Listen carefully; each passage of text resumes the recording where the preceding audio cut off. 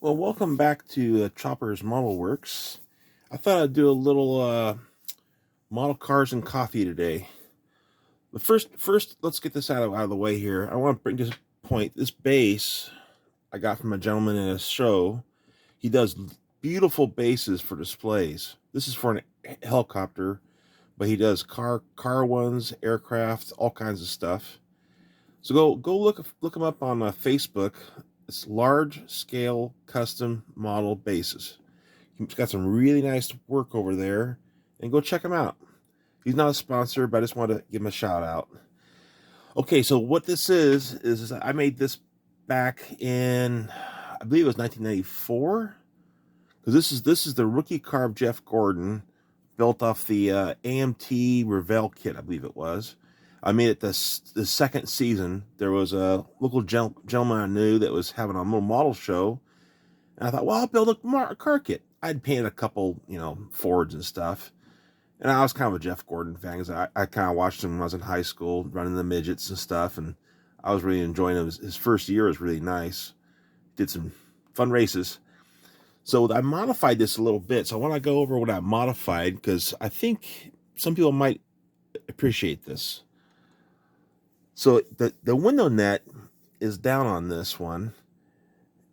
And what I did is I cut the window net, and then I cut the inside bottom of it and then rolled it over the inner door bar.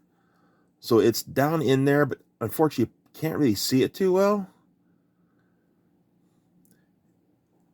And I got a little bit of plastic, and I added the latches and the back mount for the window net as well. It's a little detail touch you can do. And these here cars had the side windows, which you really can't see much through the side windows. This is the pre-hood flap car. And so that made it nice because you can see inside pretty well. I get too close to my camera, it tweaks out on me, so I can't get super close. But you can paint the seat and stuff in there. I made the little NACA duck. I think somebody actually makes those now. That was kind of a crazy endeavor I did. And then the rear spoiler, that's actually the stock rear spoiler, but I just thin it down by sanding the upper part here. I'm trying to see through. Yeah, I sanded this front face down. You can get it really thin this way, and it looks a lot more scale than right out of the box. Took a small piece of aluminum for the overflow tube, glued that in there. That made a big difference.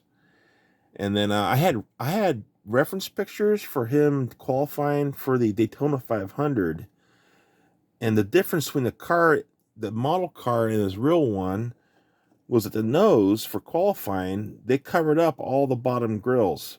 I think they had aluminum covered up and then duct taped, so I kind of just put putty in there and I kind of made the same effect. And then they also, I think, taped up all but about the middle inch or 2 inches of the grill. So I did that on the nose to replicate the qualifying.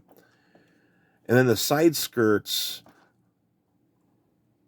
I had the side skirts aren't very low in the car kit, so I had to make other side skirts to get them lower, and the exhaust was on the wrong side. So if I recall right, the kit comes out the passenger side, but then the actual qualifying, the exhaust came out on the driver's side behind the door. So I moved that as well.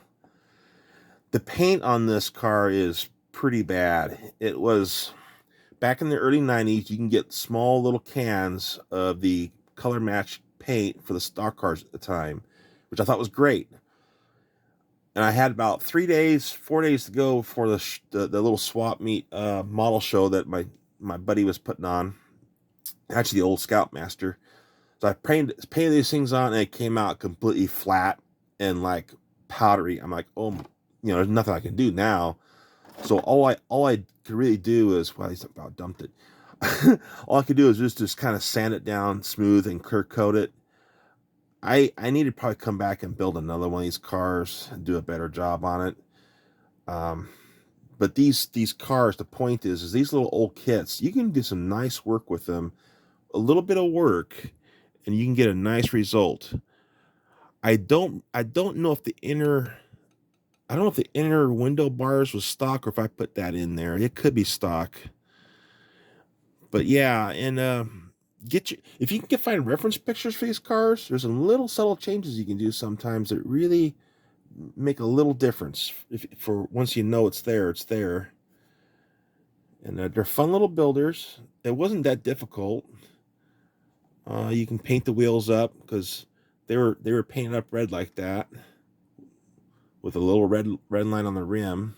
Get it closer to the camera. Sorry about that. But yeah, they were painted red. At least during qualifying. I don't know if after the first tire change if they got the straight black rims or not. I don't remember if all the contingency decals were correct. It seemed like they were pretty close for at least. No, it couldn't have been. I wasn't going to cut them all up. I don't think. I think the ones he had on the car for qualifying I didn't have. That's why I did that.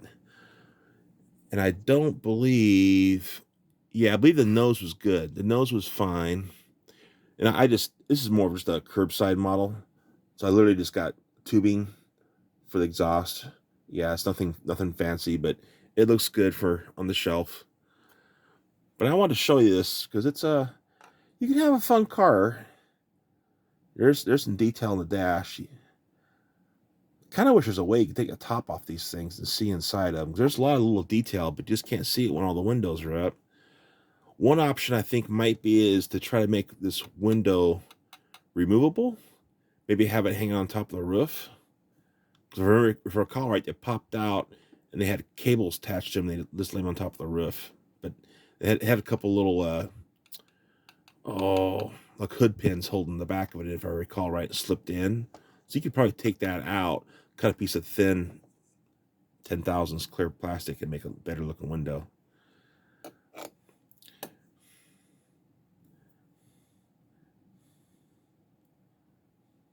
But yeah,